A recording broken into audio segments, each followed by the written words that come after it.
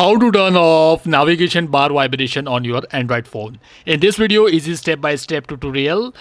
So when you will touch your mobiles like home and recent apps or any icons, your sound will become your navigation system sound. So how you can turn off this? So very say easy steps there. You have to just do these settings. Okay, now first only open your mobile settings, find the mobile settings and open the mobile settings.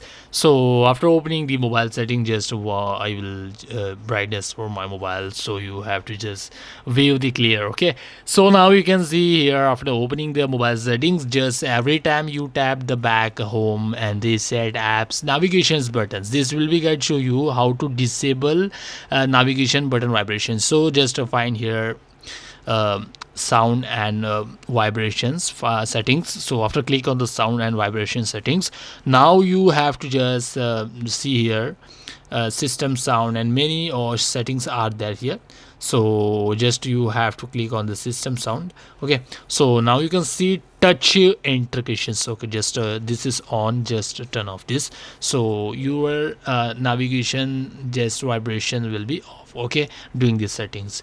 I hope this video is helpful to you. Please like and subscribe to the Jan1 Guide YouTube channel.